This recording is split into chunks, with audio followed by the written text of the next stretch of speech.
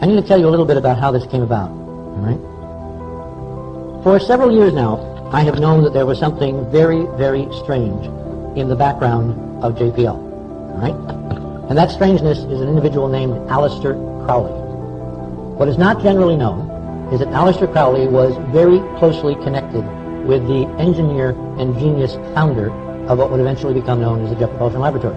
So let me read, and I have never read one of these things, a paper that Nick and I are going to put on the web in the next few days called JPL, Parsons, and the Crowley Connection. This subject is very, very esoteric. Just like with rocketry, the more you dig into the story of Jack Parsons, the bigger and crazier it gets. In all of science, perhaps the most colorful, iconoclastic figure is Jack Parsons. He was born in 1914 in Los Angeles. Parsons was very influenced by early science fiction and was kind of fascinated by the potential of technology to do something amazing, like going into space.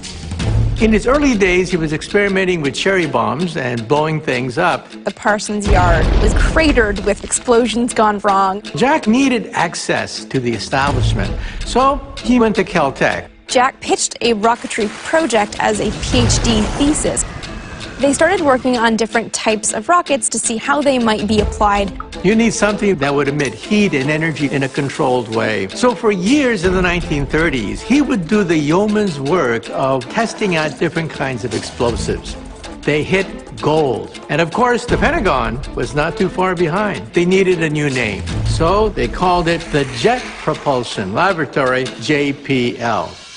In his private life, he got involved in what some might call a cult. The FBI began to hear rumors of strange shenanigans going on in Jack's commune. Well, publicly, he was developing a lot of great technologies. Privately, he was hosting sex parties, and he was getting involved in this otherworldly stuff that many thought was not becoming of a scientist. And it ended up being this lifestyle that forced him out of JPL. Jack's name will live forever. Those two solid rocket boosters, the SRBs, that the space shuttle used, are a direct descendant of technology that he developed at JPL. Without JPL, we wouldn't have had the rocket that launched America's first satellite. Without JPL, we now wouldn't have rovers on Mars and spacecraft in interstellar space. Part rebel, part occultist, and 100% rocket scientist. Jack Parsons, a brilliant young Caltech chemist and founder of JPL, forever changed the course of rocketry by adding with a brilliant flash of insight the chemical potassium perchlorate to the then standard black powder solid rocket ignition systems being employed at the time, in the mid-1930s. His long-range hope was similar to another rocket pioneer, Robert Goddard's, in the same period. He wished to develop a more powerful means of eventually exploring space beyond our planet. But official government funding of such impractical dreams in the 30s was essentially non-existent. Through Jack Parsons, JPL thus developed an early institutional expertise in solid rocket propulsion and instrumentation, in parallel in this period to Robert Goddard's individual separate Roswell, New Mexico efforts at liquid fuel experimentation, also carried out in these mid-1930s to 1940s. But in 1957, after the shock of the first Soviet satellite named Sputnik, and a highly visible but explosive failure by a U.S. Navy response, JPL was ultimately chosen by the Army to attempt to salvage American national pride through the launch of a JPL artificial satellite. The successful orbiting of JPL's Explorer 1, whose primary discovery would be the existence of the so-called Van Allen radiation belts encircling the planet, marked the beginning of the American space age, January 31, 1958. It also marked the ascendancy of JPL as the nation's most visible premier space center. As stated, originally under Army jurisdiction, President Eisenhower, concerned about JPL in the hands of the growing Cold War military-industrial complex, had JPL transferred to the civilian sector under a NASA-Caltech contract in 1959, where it was given its eventual mandate, if not virtual monopoly, among NASA's many other centers, to explore deep space. JPL, again, just up the street. As also stated earlier, John Whitesides Parsons, chemist and rocket engineer extraordinaire, was the actual creator of the Caltech lab eventually called JPL, or, among insiders, Jack Parsons Lab. And while there is very little official biographical information to be found on him in the general literature, It is a curious fact that most of his papers and books are still classified by the Department of Defense. One thing that is known, at least within the planetary science community, is that Parsons has been officially immortalized by the International Astronomical Union by having a crater named for him on the moon. It is therefore extremely puzzling that the rest of Parsons' life, in comparison to far more obscure space scientists and engineers, is relatively unknown, even among avid JPL enthusiasts. Perhaps the reason for this paucity of information has something, perhaps a lot, to do with certain aspects of Parsons' private life that most at NASA and JPL, actually in the know, might rather be forgotten. Because one striking aspect of Parsons' private life that has been well documented outside of official governmental sources and publications is his curious association with an individual known as Aleister Crowley. Given Crowley's overwhelming and intensely controversial interests, the demonstrable importance of Crowley in Jack Parsons' private and professional life, stay tuned, and an inexplicable Crowleyan pattern that has recently emerged in all JPL missions, one feels compelled to ask at this late date, who was Aleister Crowley? And what was his heretofore unseen, but apparently highly influential role in the founding and evolution of this critical national space facility called JPL? Aleister Crowley was the premier self-styled Western magician of the 20th century, who some have called the most evil man in the world. Crowley simply termed himself the Great Beast. You wouldn't invite him to dinner. Whose secret name in his order was Phoenix, for reasons that will later become apparent. Parsons became one of Crowley's greatest students and was said to have been his personally chosen successor. Let me repeat that. We have documentation, no question, that Parsons was selected by Crowley to be his successor in these arcane, magical rituals and ceremonies and practices.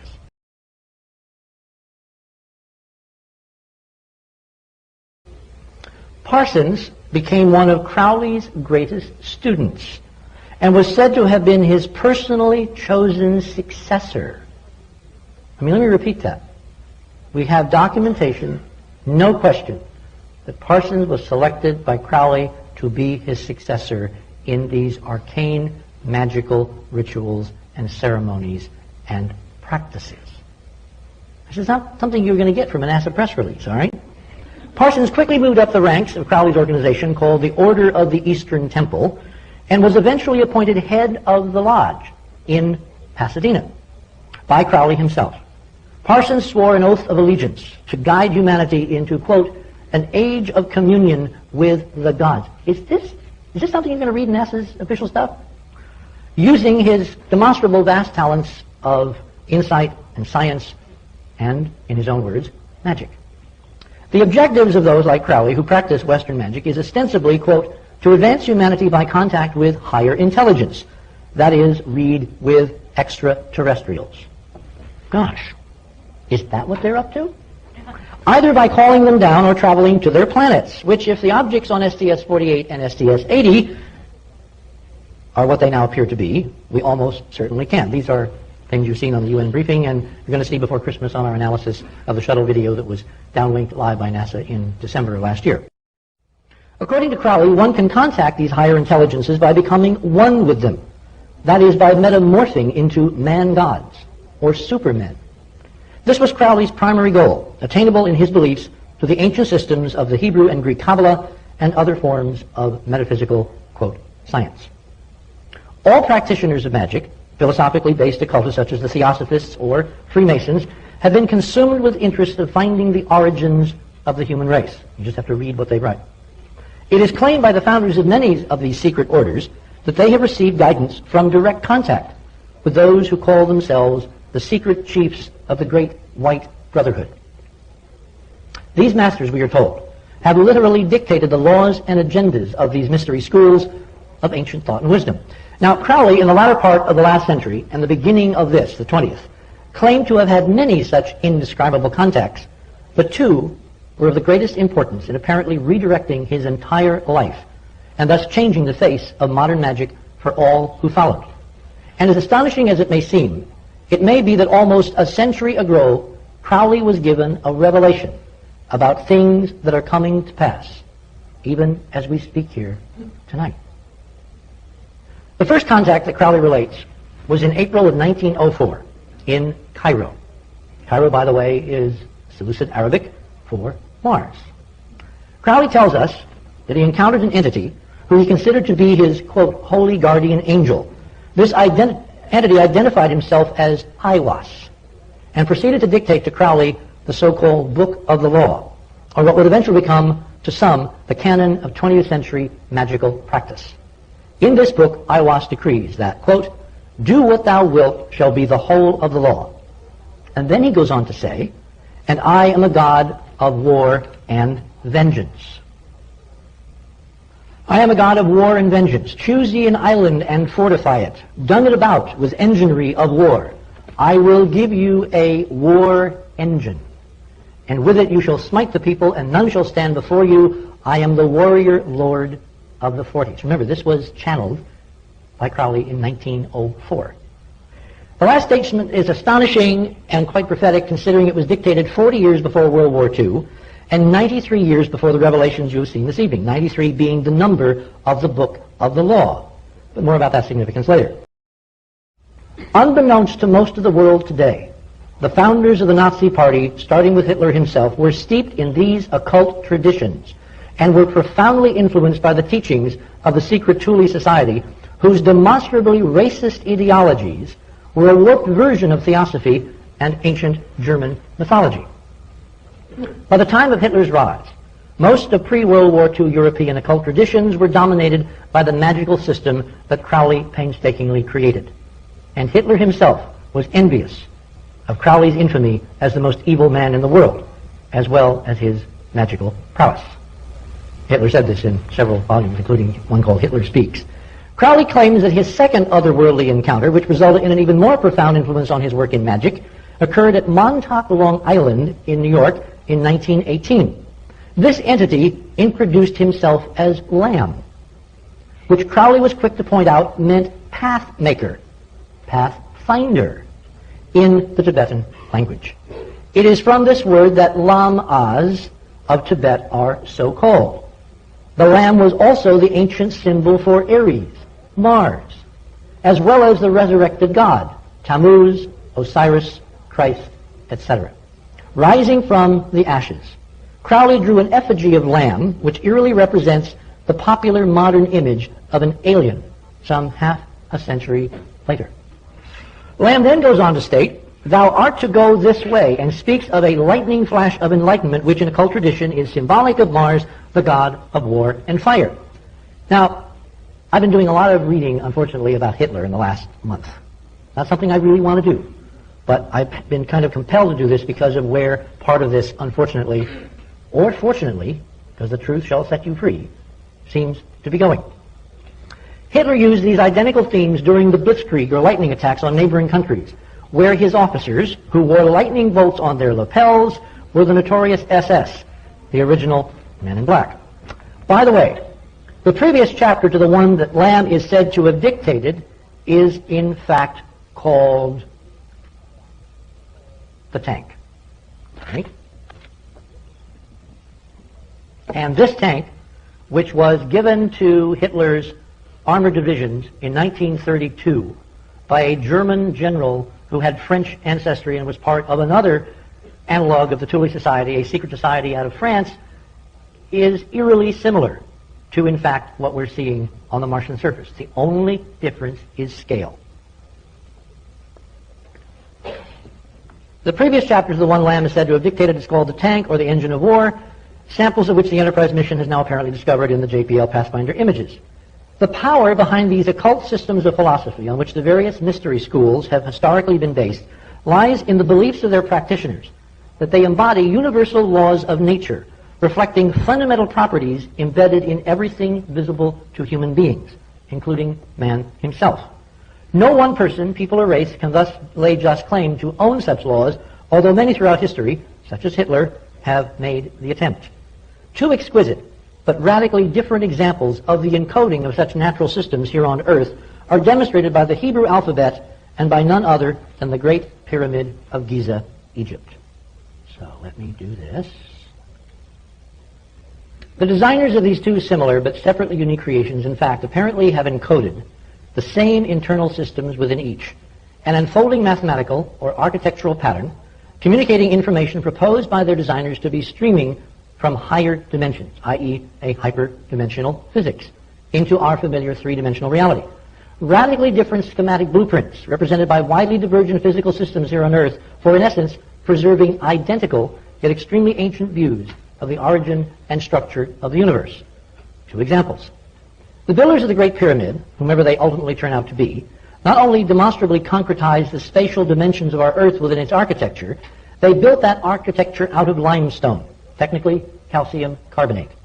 This ubiquitous mineral here on Earth, found as both soft chalk and forever lasting marble, reinforces for us the idea of the creation of life itself, since mountains made of limestone rocks, in whatever form, are called properly the ash of life, as they are literally the remains of once bony structures of millions of endo and exoskeletons of former living creatures on this planet. Thus, in their very form and substance, the pyramids at Giza are literally architectural monuments to the physics of life on Earth. That angle, that 51 degrees everybody talks about, that's part of the hyperdimensional model, exquisitely, as well as the tetrahedral model, and we're not going to get any further into it tonight. Now, just recently in Scotland, the bastion of another occult mystery school, the Scottish Rite Freemasonry, in a laboratory not far from Rosslyn Chapel, a renowned monument for Masons, a unique lamb was born, now grown into a sheep, named Dolly. The Dolly Lamb, Dolly was cloned, and what is more disturbing, according to some press reports, secretly carries human genomes. There were actually 5 siblings of Dolly. 5 lambs are said to have been born around the propitious time of several additional arcane resurrection themes recently, which when coupled with the number 5 itself and the geometry of the pentagon, was viewed by many occultists as being of great significance for this historical time period, being highly symbolic of man, the orbit of Earth, its relation to the Sun, and, of course, Mars.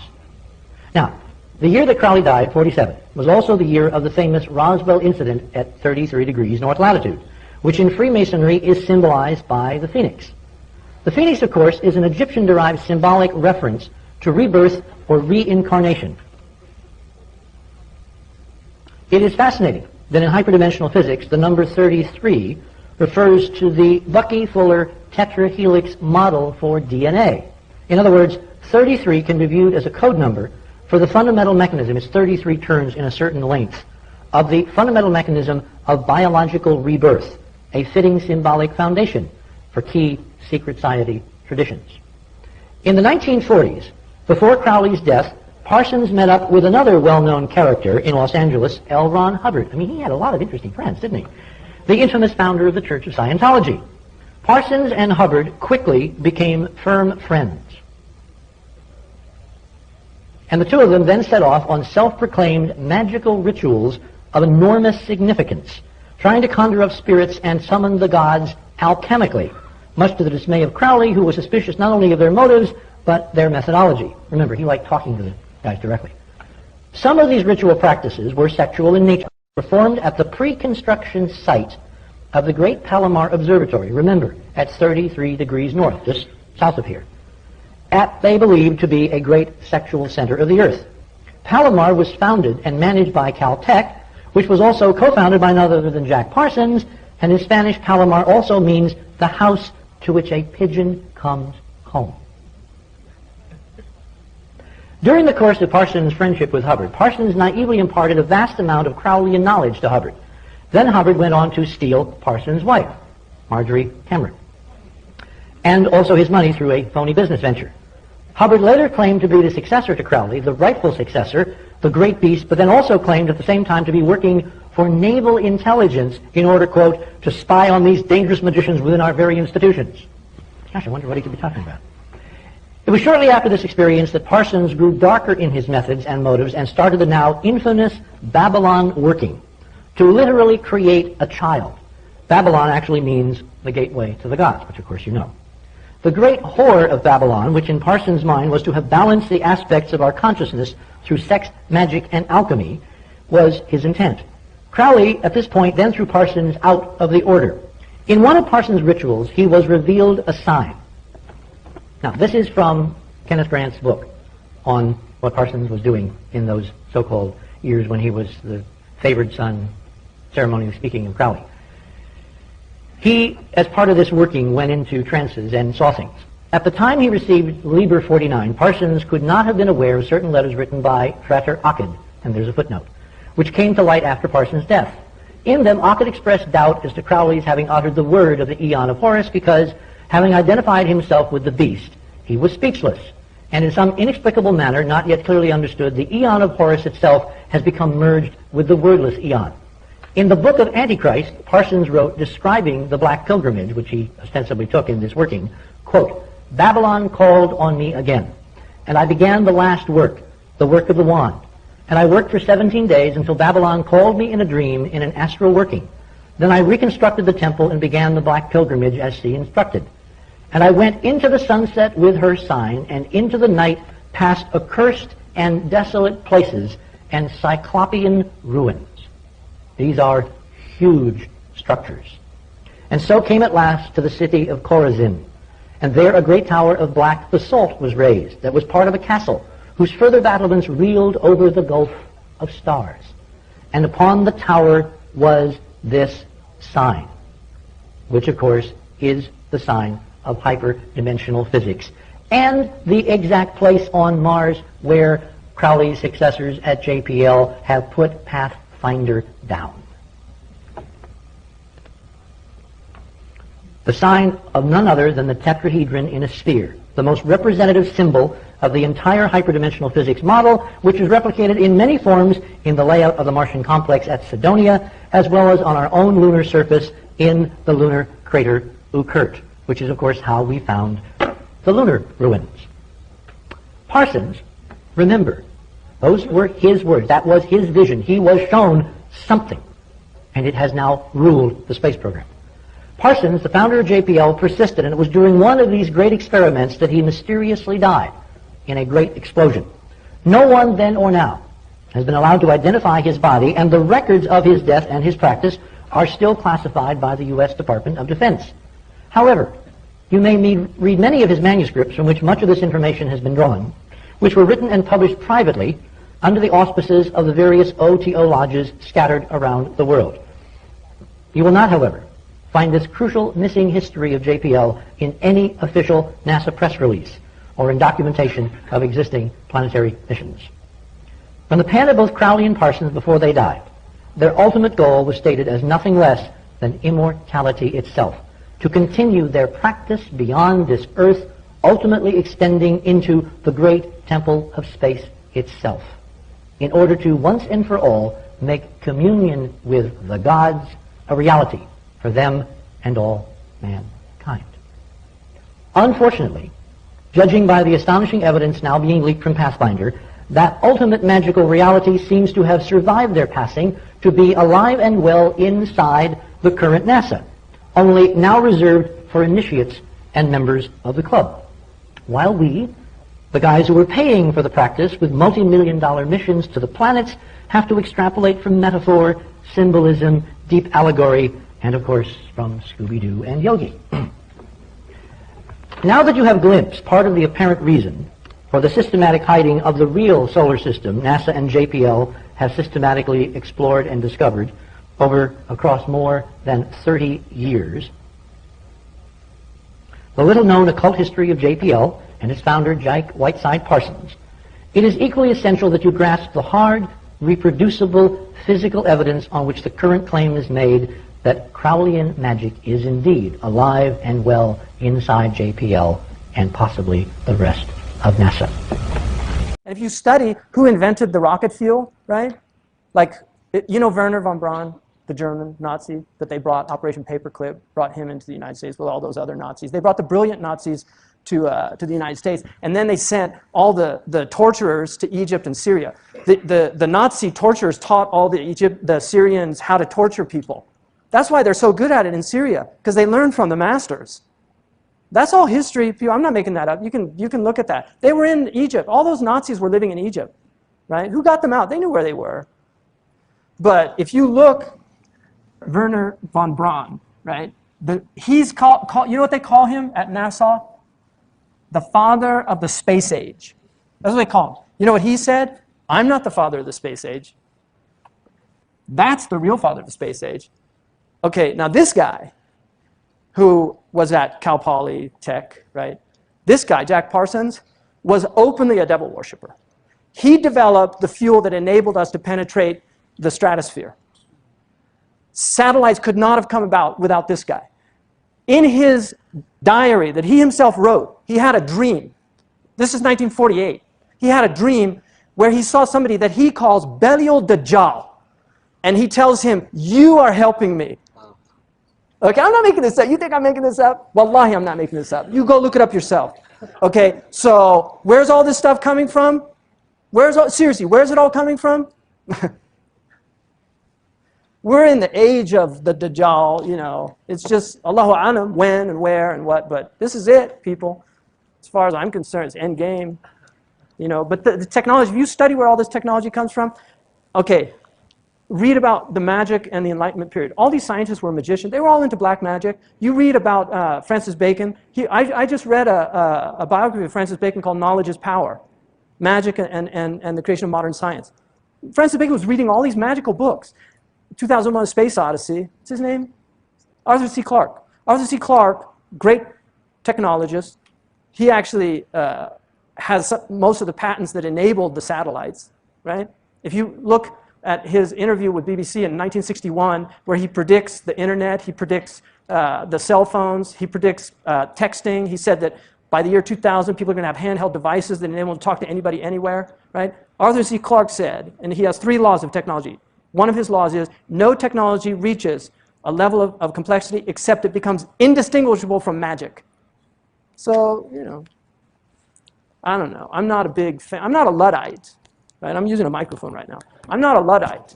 But this whole worshipful attitude towards technology, to me, is really stupid.